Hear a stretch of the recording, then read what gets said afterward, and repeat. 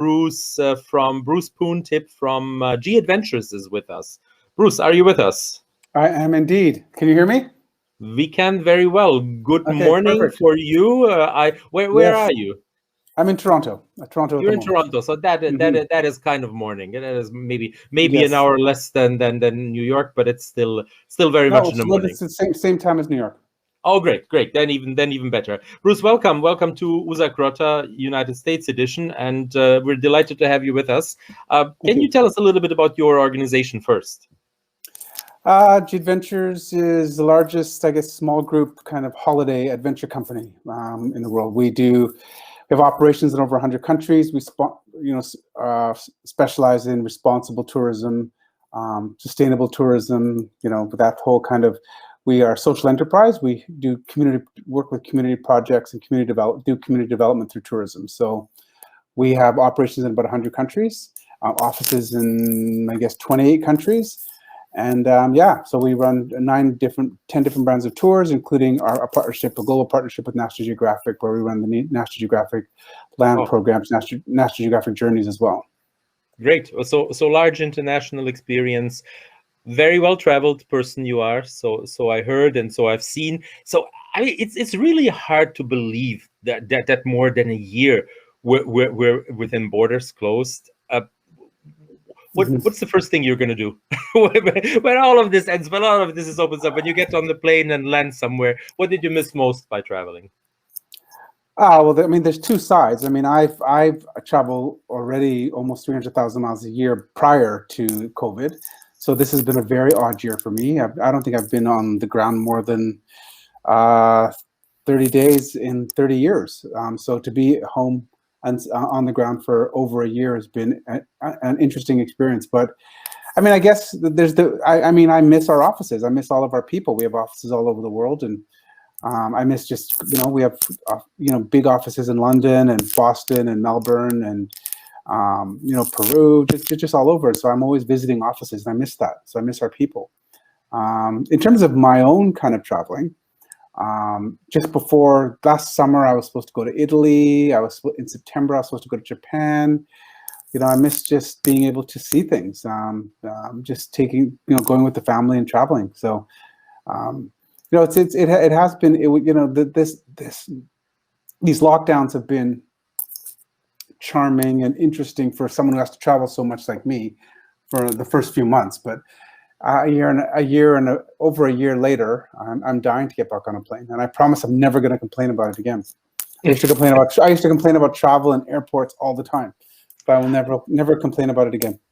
I was going to say, complaining about facilities or anything else. You become very trivial. I don't know if it's the same with you, but I look at the very trivial, very simple things. To give you one example, I did travel a lot over the last 30 years, and I kind of got into every country, particularly those convenience stores at the airport. When you get out of customs, they sell those specific things that appeal to travelers, and one of them is chips. All sorts of chips or crackers or stuff. The further east you get, the more they taste fishy, because just the people like that. So I made a hobby out of just the first thing I get out of the airport is buy the local cracker, and preferably one that I cannot read what's inside. That in Thailand or in Japan, that you cannot read and that you have to crack into and get the taste. I kind of miss that. That's going to be my first thing, but it's much more trivial. Now trivia is one thing, and telling stories is one thing. Business is another. May I ask you, how has business been? How things are going at the G Adventures in terms of business, in terms of developing and going up and down with business over the last year. Going back a year, I mean, it was obviously a very tough time for everybody, but and that's no different for us. Very, very tough decisions we've had to make to downsize, resize. As the pandemic escalated, there was no way for us to anticipate how far and how long. I mean, up until last September, November, we still didn't think we'd not be traveling in April and May. Even last summer, I thought for sure we'd have people traveling by, before Christmas.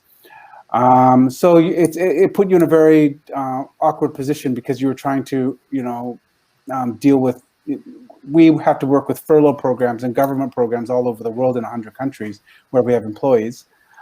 So it was just very complex. And then when it kept extending, furloughs went to terminations because we realized we're going to come out of this with different needs.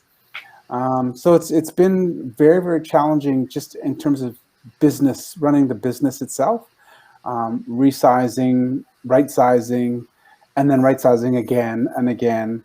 And then here we are a year later, and we're trying to get off some trips this summer. We've run about 100 trips in the last little while. We celebrated our running our 100th trip in April.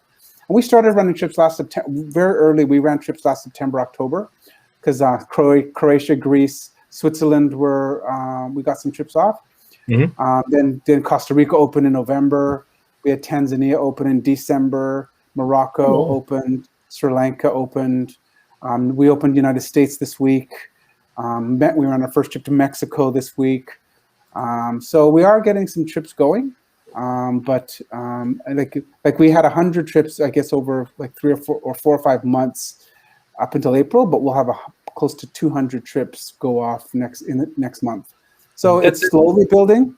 I mean, that's a very small number for us, by the way. We usually run thousands, but we're still going. We're still running. We're still, our operations are starting. People are starting to commit to booking trips. We saw really the numbers increase as of January, where people were willing to commit, and booking windows are very, usually people book trips with us within 60 or 90 days. Now we're seeing 6 months, but they're willing to commit. So we're quite happy about that, seeing action for the first time, and there's a slight bounce back.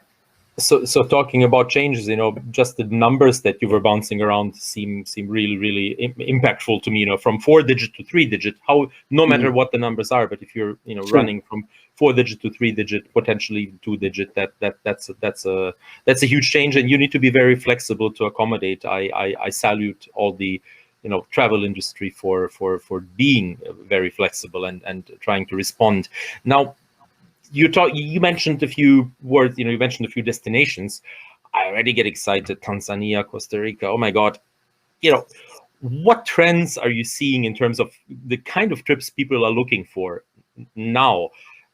I'm not even necessarily saying now, right after the opening, because we're going to be running now. I know where I'm going to be running, and I'm pretty sure as well. But when we get, when we get to the end of the year, or maybe even eventually for next year, in the kind of midterm planning, our travel trends are going to change? Our demands are going to change? What are people going to be looking for in the midterm? Well, we're seeing like we've done we've surveyed our panels that we have, and we're seeing that travelers are changing slightly. We found that 75% of travelers that we surveyed want their dollars to benefit local people. Now, that's a really high number, and we do that all the time, and we've always seen a relatively high number of people, but we've never seen it that high. We also seen people that are searching more experiences and bucket list type things. How they're searching is what's interesting to us. Before, someone would search Peru or a tour to Peru, but now they're specifically searching Machu Picchu. We notice a lot of the iconic bucket list type destinations. People are searching. Our Everest Base Camp and Kilimanjaro trips are some of our most searched trips before, and we've always had those trips, but they've never been so widely looked at. Like, as if people are interested in these kind of active bucket list outdoor type trips. A lot of our nature-based trips, we do a selection of nature trips with Jane Goodall, the Jane Goodall collection, and we're seeing people interested in more nature-based outdoor trips. Longer holidays, people are going to stay longer. We think do less travel. Like, people were used to doing 2 or 3 trips a year, but we think people are going to go deeper into a destination and stay longer, and maybe just go once a year, but stay 2 or 3 weeks. And private groups, of course, people are, we have a book your bubble promotion that we've been running since last, I think, May or June, and that's done very well. Where you can, if you are, trying to get back comfortable with traveling, you can get a group of people and just book your own private group and keep it safe and create your own bubble while you travel, which we're also seeing a lot of, more of than we had before.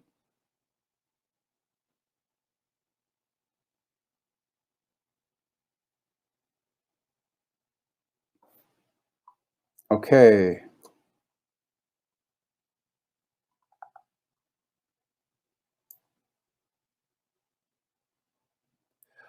Okay, so the host lost connection, so I will just go on and speak until he gets back. So we had some questions that had been submitted. The next round of questions was about Unlearn. I wrote an Instabook while I was in lockdown that was released for a free download last April. It was called Unlearn: The Year the Earth Stood Still. You can download it unlearn.travel. It's a free download. It's a short book. I wouldn't even call it a book. That's why I called it an Instabook. It was designed to be a love letter to travel, to travelers. I think at the height of this pandemic, when it first started escalating, nobody knew where we were going to land. The industry was free falling. No one could anticipate that the world would shut down and that people would just, like, the country's borders could close. Like, it was just it seems normal now, but at the time it was an unbelievable thing.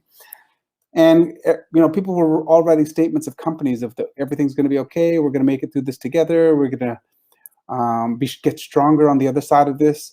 And I didn't know that for sure. And so I started writing a love letter to our travelers, or a love letter to travel, because I at the time I'd been on the ground for almost a month, missing travel, and it turned out to be a bit of an Instabook about because we saw that travel had come to a complete stop. And we could see that people were changing their minds about travel. And Unlearn was really about people, the opportunity of the travel industry. That we have an opportunity maybe to reimagine travel, reimagine how we look at travel. And maybe the traveler on the other side will want something different, will be more purposeful in their decisions. And so that's really what Unlearn was about. It was about the travel industry finally embracing its ability to be a transformative industry. We're traveling to some of the poorest countries in the world, buying luxury holidays, and if done right, local communities could benefit, and we could transform some of the most, in need citizens on the planet. And so Unlearn is about that, the opportunity to reinvent, relook at, because we're all forced into this hibernation in the travel industry, and we've kind of become the largest, startup economy coming out of this, because we've been forced to restart, and every company, large or small, has to restart and relook at how we do things, and we have to rebuild. But we have decades of experience. All of these new companies are in startup mode again, and we can rethink how we do everything. And Unlearn was about embracing that, and the ability to, for us as an industry, to collectively kind of come back better. So the next round of questions was about capturing the vision of what the future of travel could be, which is what Unlearn was talking about. And has anything significantly changed since I wrote Unlearn? I think a lot has changed, and the first that has changed, I think, is the consumer. So the consumer has changed, I think, significantly. Now, it's not everyone, it's not all travelers. There's always going to be a mainstream traveler. There's always going to be people that are interested in cruises and more compound, kind of all-inclusive type resorts. But there's more and more people asking questions about, why they should travel. And because, if people can remember, just before the pandemic, there was issues already with the Greta Thunberg and flight shaming and carbon emissions.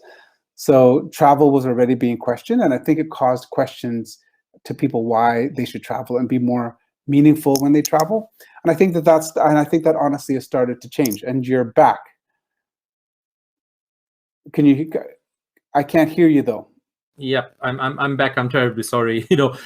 I'm located in Germany. Things are supposed to work in Germany, but That's fine. I just went on, and I'm just on. I was just reviewing some of the questions we'd reviewed, and I was just talking about how travel is. We've seen any significant change up until now, and I'm just saying that just prior to COVID, I thought travel was in a very dangerous place, because people. I think we were selling amenities in the industry as opposed to destinations. I don't think people were connected to destinations as much as they should be. And I think people now are questioning more about why they should travel, if they're going to travel, because there's inherent risk, I guess. Is it that important to me? And if I do travel, I want it to be meaningful. And I think that's what we're seeing. And I think that's a great thing for travel. One thing we were curious about in the team was about your book, or it's an Insta book. Did you tell us something in the meanwhile while I was out? You Yes, did. I did. That? I reviewed everything about Unlearn. Oh, okay, good. Because I started reading it. It's really fun. I mean, it's really interesting. So the one thing that is on my mind is a kind of community tourism. What does it mean? Is it?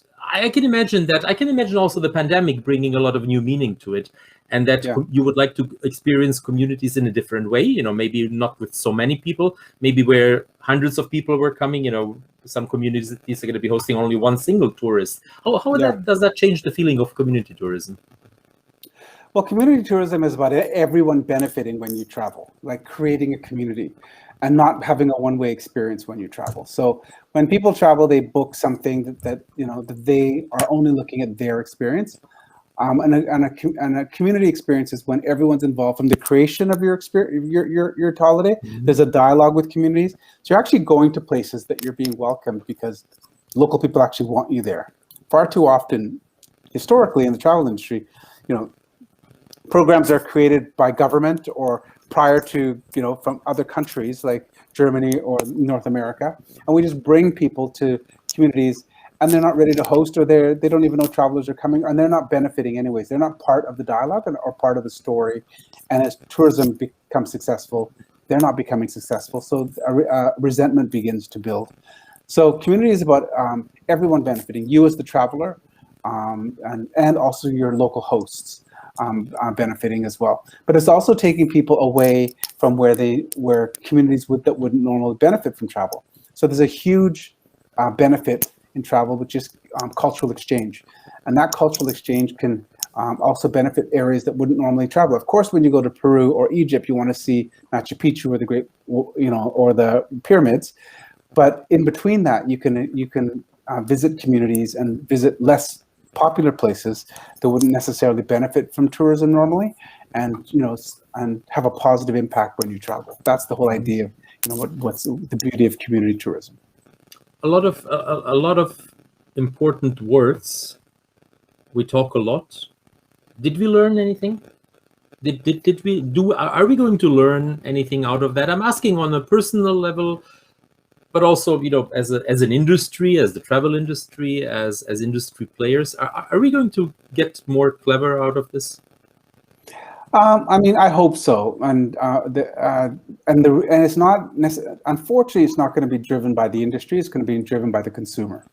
I think it's the demand from the consumer that's going to create that demand. As an industry, I thought, for the first time during this COVID, I mean, we've had more discussions and conversations. Heads of tour companies, travel companies. I've talked to the CEOs of most kind of cruise companies that I would never ever speak to before. And we all talked about, how we could get better. But there was, unfortunately, I don't think we took the opportunity to come collectively to maybe revision the entire industry. That will take a bit of time, but most of it is driven by the consumer. I think what's shown during COVID is, there's a lot of pressure put on operators on, what are you going to do? How are you going to do it? But ultimately, the consumer has to drive the demand. It's very few entrepreneurs that create things before the consumer thinks of it. So it's very important. That's why the education of consumers is the most important thing, to drive change. Because it's when and so there's now rethinking, because as I said, now to start traveling or to re-travel again right now, people are thinking, well, why should I travel? Like, why should I go here as opposed to here, and be more connected to why you want to be in any country? As opposed to being driven by price or being driven by amenities or a specific hotel or Broadway shows or entertainment. Actually be connected to the actual destination. And I think once that happens, we will naturally pivot as an industry to create that demand, to fill that demand. I'm just, while listening to you, I really hope, and it gives me hope what you're saying, because you seem to be very far ahead on it, and also the industry people that you're dealing with. And when you say, you talk to cruise operators that normally are inaccessible, that means that we learned that we learned at least to listen to each other a little bit more, and to have a little bit more of an understanding what the worry is on the other side. We have a criticism here in Europe, in a few places, that it's unlogical to travel, for $10 or $20 or euros across the continent, across the country.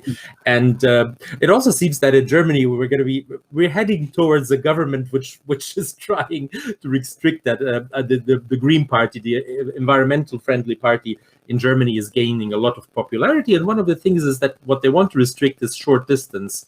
What they're trying to lobby for restrictions, I have to be careful in formulating, is restricting short distance travel. Now that is impossible in a country like the United States. You need to get on a plane to get anywhere. Even to get between Washington and New York, I used to travel by plane all the time, and that probably hasn't changed a lot. So I think there's going to be a lot of change in what we're doing. My last question for you, very simple one. Where is your first trip going to be going to? For me, it's Japan.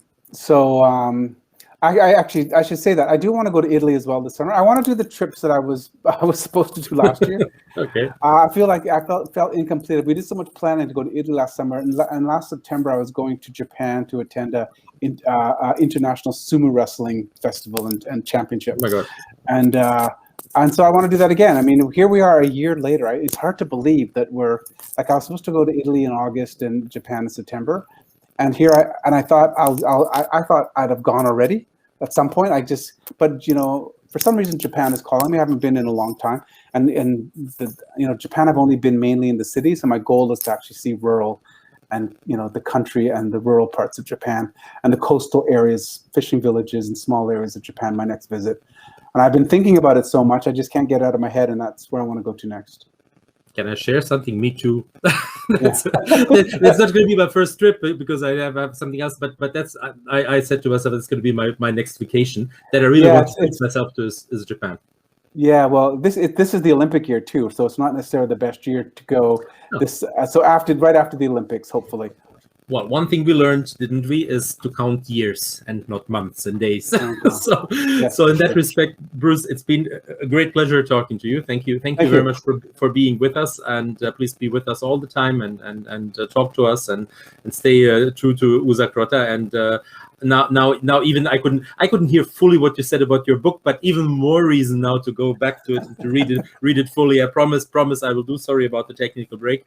And thank you again, and have a great day with us or with other business that you're attending to. And hope to see you maybe in Istanbul live as everybody else in December.